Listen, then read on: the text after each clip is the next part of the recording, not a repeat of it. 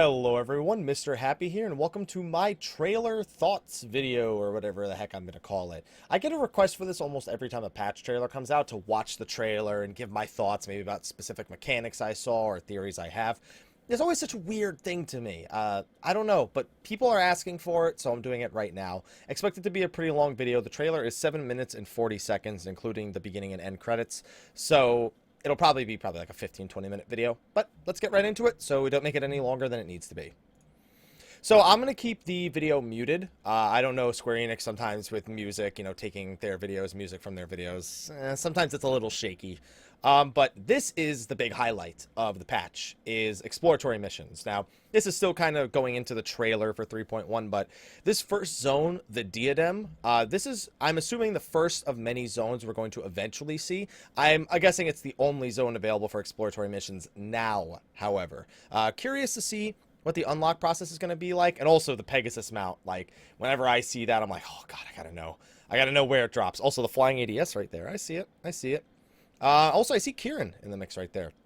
Alright, so right off the bat, I'm going to be pausing this whenever I have something that I really want to talk about. We see a bunch of enemies. We see some people landing on the island to join the fight. Saw some mini Malboros, the larger one. I'm assuming that's different rank enemies. Now, this I thought was funny.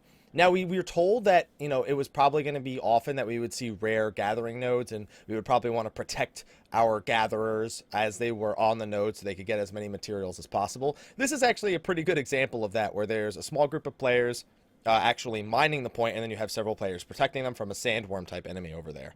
You'll see more of that with the mining here, the fishing right here, the dangerous cave with all of the people. We have the botany right here. I guess they just wanted to show us there will be gathering points for all three gatherers.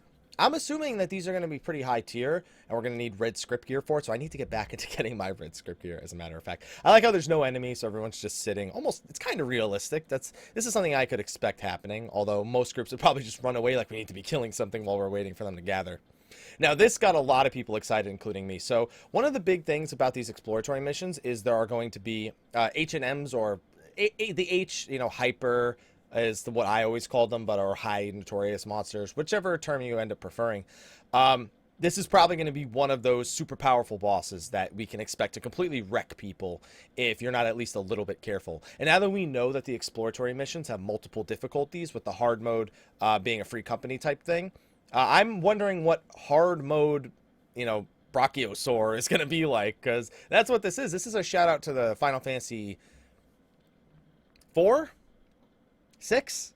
I can't remember right now, guys. I'm so sorry. It's either Final Fantasy 4 or 6. It was one of the strongest enemies in the game, though. So I'm expecting this thing to wreck face. You can see that it just stomps on enemies. It's got the giant cleave attack right there. It tries charging up a giant conal attack right there. You could just barely see it. I'm really excited to this. Before the live letter, I wasn't like, I was like, it'll probably be a nice patch. But now I'm really excited for things like the free company exploratory missions, as well as what it'll mean for the future of Final Fantasy, how it's going to integrate itself into the future materia melding system and whatnot. And then just a quick little, fun little picture. I'm hoping that's a sanctuary where we can change jobs without any issue, but I don't think we'll get many sanctuaries. I really want to play the music for this part, because I love the music for Lords of Verminion. I cannot believe they are making the 1.0 gathering. So for those who don't know, those were both gathering mini games you just saw. Those are literally how you used to gather in 1.0. It used to be a little circle, and you had to hit a specific point on the circle, and it would tell you if you're warm, you're cold. And it was a lot more of a mini game than it is now. I can't believe they took that and said, yeah, we'll just put that in the Gold Saucer as a mini game. People enjoy it. I think it's pretty funny.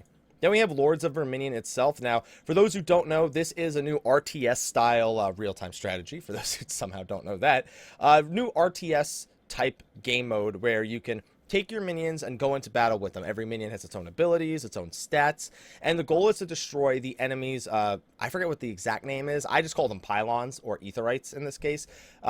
But it's a one-on-one game where you have to command your minions to take out the enemy's aetherites. And the first team to successfully take out all the enemy's aetherites wins. So there's a lot of different minions with a lot of different types. I've gone over that before.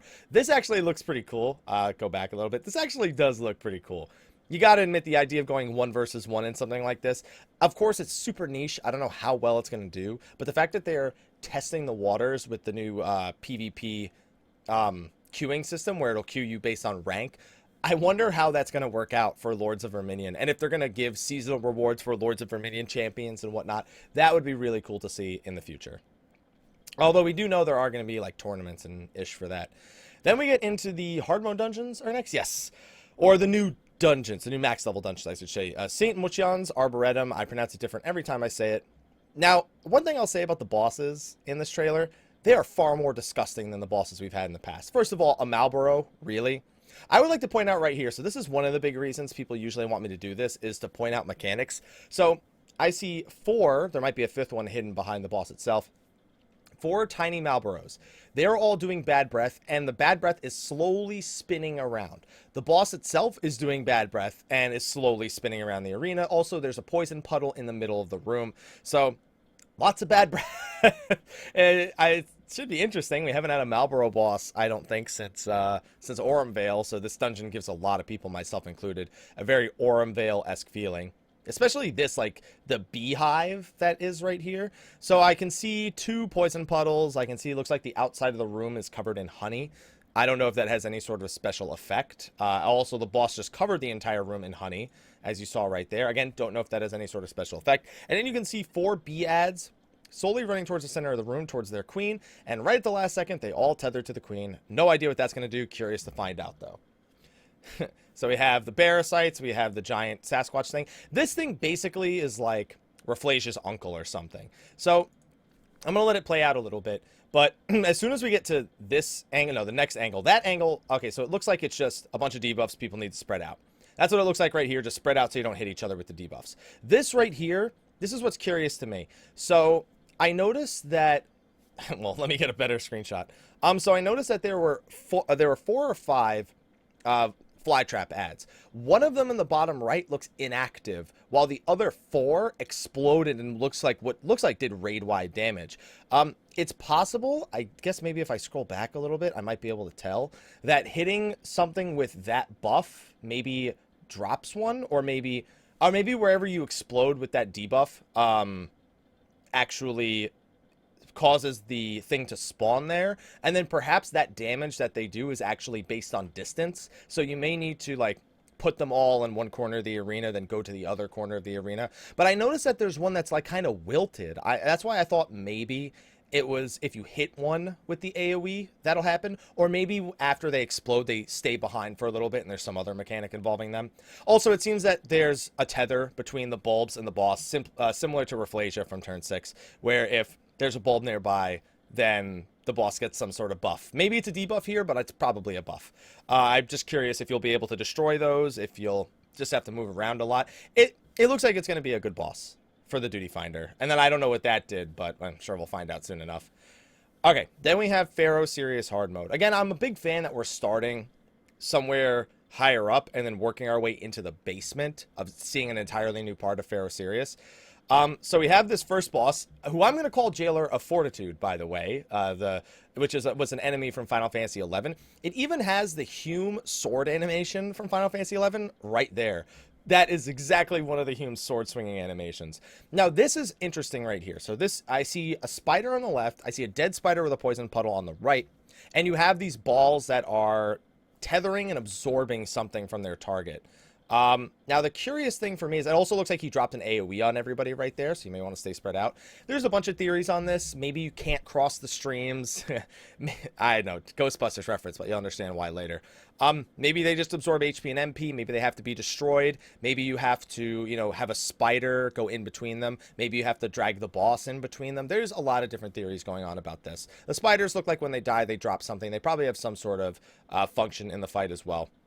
Got these tiny bombs right here. This boss, I can't really tell too much. I just see that he's connected to these batteries, and when he's connected to the batteries, he then charged through. The tether stayed on him the whole time. He knocked back, and that was all we could really tell. So then we have the last boss. This is why I say the Ghostbusters reference, because this is Mom Bomb, which is from a previous Final Fantasy, but you can't help but feel like Mom Bomb reminds you of the ghost from Ghostbusters.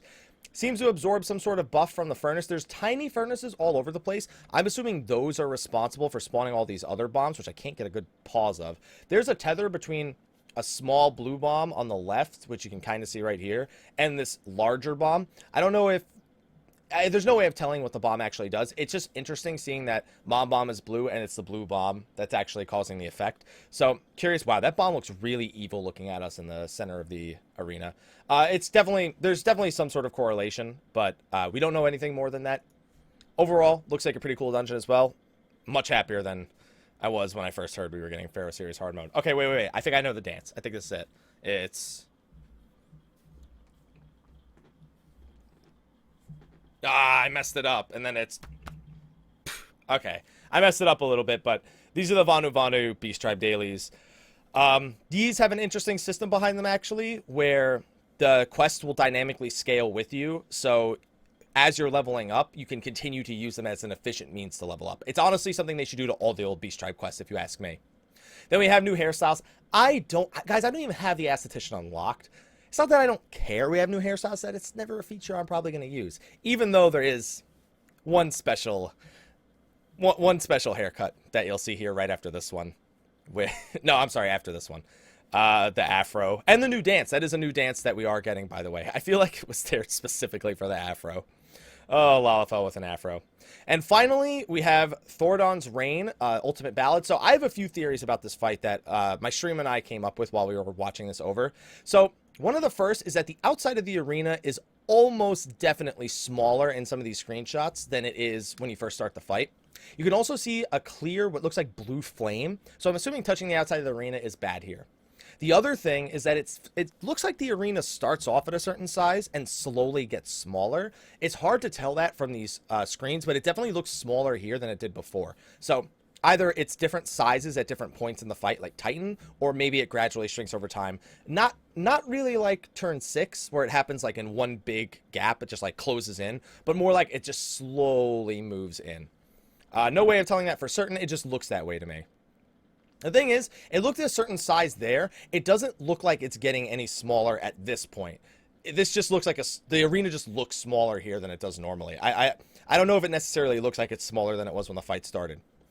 So what the hell is going on in this screenshot? Because this is, see, here's the thing. People see all these lights, they're just like, what the fuck is going on? What the f is going on? So let's try to make some sense about what's going on here. So pause it right here. In fact, I still gotta go back because there's the giant fire explosion in the middle of the room. All right, so there's a giant fire explosion right there. What is actually happening? There are 4 sets of tethers between all 8 party members. So there's 4 groups of 2 people tethered together. These were broken in normal mode by separating from each other. So that's probably going to be a big thing where, I don't know, maybe everyone stacks in the center of the room and then you determine who you're tethered to and you run away from each other. The other thing is that I can't tell if it's every single player, but a lot of players are marked with a little meteor mark, and a meteor is going to come crashing down on them as well. There's also the fire circles that are on the ground. The boss is also casting Dragon's Gaze right now. Thordan is on the field and he's casting Dragon's Gaze, which you have to look away from him for. So you have to be looking away and break the tethers and drop the meteors, what I'd assume is away from each other, and dodge the fire on the ground. And then immediately after that, we have the ice. You know, you see some people marked with the ice debuff from Shiva where you have to spread away from each other. So all those things play an important role. In case you're wondering what the pulsing fire is, that's what the pulse looks like if you don't separate. If you've done the vault, you recognize what that giant fire pillar was. It's from the fire chains that Cherubert summoned. Now, new thing here, these are the 2 ads. This phase should be familiar if you've done the Thordan fight. They're tethered together, so they probably have to be tanked away from each other or they get a stacking buff or something along those lines. They both did Holy Blade Dance. I saw Provoke there. This one's one of the ones with the spear. He seems to have thrown a spear either at a specific player or just in a specific direction. Thordan also is on the field at the same time as these ads. So expect these phases to start a lot sooner. You know how the original Thordan was like, I'm 10%. I'm at 10% HP. And now you do this entire phase with all the knights. Don't expect it to be that way unless he heals his way back up to like 100 or something. Now this one's a massive cluster. So you can see the ice debuffs. You can see the circles on the ground that gradually expand. You can see 2 what looks like two lance wielders. They probably have an individual target marked to do that attack where they dash to them and do the spinning attack. You also have, there's something else going on. So the ice debuff just went off. Also, you can see Thordan's sword is glowing over there. It looks like it stops glowing. Like, I can't tell because it's just lights everywhere. Okay, it definitely didn't stop glowing. But, so those are expanding on the ground. Those guys dash all over the place. It's just, oh, and then, oh god, there's just so many lights. And then, of course, you just have the big finisher right here. Sorry, I didn't mean to close that right there. I double-clicked too fast. I got too excited, guys. I got too excited. All right, as goes light, so goes darkness. Then we have the Void Ark. So, interesting thing that the Void Ark is not actually the sole location of all three of the new 24-man raids. It is the first of 3 different locations. I'm very interested story-wise. This looks like the leader of the Sky Pirates. Don't know his name, obviously, but looks like the leader of the Sky Pirates. So, and then we have the Void Ark. So a lot of the themes here are very insect-like or very underwater, like you can see sharks, manta rays surrounding it, and then we just get dropped off. And for some reason, all those manta rays just leave us alone until we land right here. We go into the Void Ark, and immediately manta ray decides, hey, I didn't like all those other guys. They're taking the term Sea of Clouds very literally here. Drops off a few sharks. It looks like the first boss is the manta ray itself. All I can really see is he shoots a giant AoE right there. Conal AoE, similar to the first boss of World of Darkness. Now, this I thought was interesting. So, this boss is tethered to whatever this plant is in the middle of the room. It's a Chimera reskin, but you can notice a few things. Right here, turns everyone, or at least turns all these people, which isn't everyone, into a mandrake. And I'm assuming that this is very akin to turn 7, where you can't look at other party members, or you'll scream in their direction and something bad happens. A mandrake is known, if you guys have seen Harry Potter, I could just say this. If you hear a mandrake scream, it kills you. So you can see everybody's now kind of creating these small conal AoEs in front of them, which is why I believe that. Now, what I can't tell is if certain ones of them are bound in place and certain ones aren't. Because the ones that are screaming are just standing still. It could also be that if you're standing still, you'll start screaming or something along those lines. You can also see that it absorbs something from somebody right here. It looked like it could have either absorbed it from the boss or from one of the players who was mandraked nearby it. It's not very easy to tell. Let's see right here. Yeah, you can see it, but it looks like it comes from the mandraked player, actually. And then here, the boss is also tethered to that thing the entire time, which is why I believe that this is a phase where not only is it, digging its head into the ground and it was dealing a bunch of damage to people, but it seems to also eat everyone, because you saw that when he got sucked in after he was standing in the AoE, he got sucked in. It's possible that maybe it'll be like Cerberus, where you get sucked into the plant in the center of the room, and you have to destroy it somehow, or you have to do some damage to it to kill the boss. Not entirely sure, but that's what it looks like to me. At the very least, it pulls you into the center of it. And then we have some coffins that come down. There's some ads. You can see a Valkyrie ad right there. And then you have Ursula's sister, who has a few things. So you'll notice that there's a monk attacking a pillar in the back, and there's also 4 platforms along the outside of the arena. Looks like it spits some highly deadly AoE. And then you can see the platforms lighting up. Of course, we don't know what that does, but you can see void portals there. So maybe they're void portals that need to be destroyed. Maybe these ads have some sort of unique interaction with the boss itself. It almost looks like the boss eats someone right here, and then... Wow, the boss ate someone and then shit them out. Let's watch that again. The boss ate someone and then shit them out the other side. Not even kidding. Look, eats, leans forward, and poop. Ate like 2 or 3 people and threw them backward. Not even kidding. So, one thing you guys will notice is that Diabolos hasn't made any appearance here. That leads me to believe one of 2 things. Either he's a trash mob, or... he's part of the actual story arc of the Void Ark itself, and that this isn't the place where we'll encounter him, but he'll be one of the bosses later on in the series itself.